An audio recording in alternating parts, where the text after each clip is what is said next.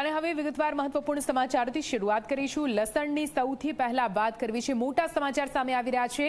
લસણ ખાતા પહેલા થઈ જજો સાવધાન। જી હા, તમારા રસોડામાં એકવાર લસણ જઈને ચેક કરી જોજો। તમારા રસોડામાં ક્યાંક નકલી લસણ તો નથી પહોંચ્યું ને, તે જોવું ખૂબ જ જરૂરી છે, કેમ કે માર્કેટમાં તો ચાઇનીઝ લસણ આવી ચૂક્યું છે।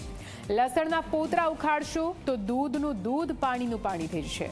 લોકો હવે શું ખાય, બધી જ જગ્યાએ નકલીનું સામ્રાજ્ય છે। ત્યારે આજના યુગમાં શુદ્ધ ખોરાક પણ શંકાના દાયરામાં આવી ગયો છે। હવે તો કોઈ પણ વસ્તુ ખાતા પહેલા ડર લાગી રહ્યો છે। હવે તો ઘર સુધી પહોંચી ગયું છે નકલી ઝેર સમાન લસણ। લસણનો ભાવ 300 રૂપિયાથી 350 રૂપિયા પ્રતિ કિલો થઈ ગયો છે। આટલા ભાવ બાદ પણ જનતાને નકલી લસણ મળી રહ્યું છે। ચાઇનીઝ લસણનો ભાવ 80 થી 100 રૂપિયા જેટલો જ હોય છે।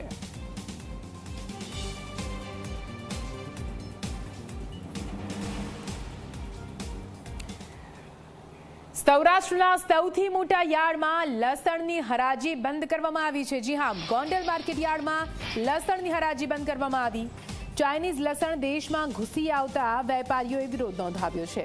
વેપારીઓ દ્વારા લસણની હરાજી બંધ કરવામાં આવી છે। હરાજી બંધના સમર્થનમાં ખેડૂતો પણ એક બાદ એક જોડાઈ રહ્યા છે। ચાઇનીઝ લસણ બંધ કરોના પોસ્ટર લઈને વિરોધ કરવામાં આવી રહ્યો છે।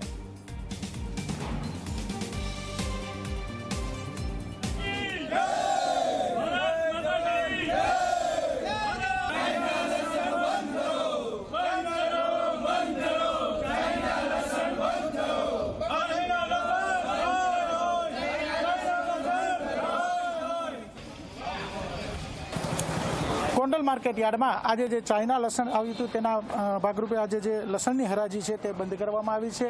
અને આજે સમગ્ર ભારતમાં પણ ક્યાંક ને ક્યાંક લસણના વેપારીઓ દ્વારા જે છે તે તેમનો ઉગ્ર વિરોધ જે છે કરવામાં આવ્યો છે। ચાઇના લસણ જે છે તે ઘૂસણખોરી થઈ હતી અને તેના ભાગરૂપે આજે લગભગ તમામ માર્કેટ યાર્ડોમાં લસણની જે હરાજી છે તે હરાજીઓ બંધ કરવા માટે જે છે તે વેપારીઓ દ્વારા એલાન આપવામાં આવ્યું છે। ત્યારે ગોંડલ માર્કેટ યાર્ડના જે દલાલ મંડળના પ્રમુખ યોગેશભાઈ આપણી સાથે છે। યોગેશભાઈ, ગોંડલ માર્કેટ યાર્ડમાં આજ હરાજી બંધ છે, શું સમગ્ર મામલો છે? સમગ્ર મામલામાં વસ્તુ વિગત આખી એવી છે કે આપણે ભારત સરકારે જ ચાઇનાનું લસણ 2006માં ટોટલી બેન કરેલ છે। તો અત્યારે જ્યારે વર્ષો પછી જ્યારે ખેડૂતોને લસણમાં આ સાલ પોષણક્ષમ ભાવ મળતા હોય તો અત્યારે ચાઇનાના લસણ બિનકાયદેસર રીતે ભારતમાં બીજા અલગ અલગ દેશોમાંથી ઘુસાડવામાં આવે છે। તો જેના હિસાબે અત્યારે જે લસણના ખેડૂતોને સારા ભાવ મળે છે એ ભાવ મળતા બંધ થઈ જશે તો ખેડૂતોને આર્થિક પણ મોટું નુકસાન થશે।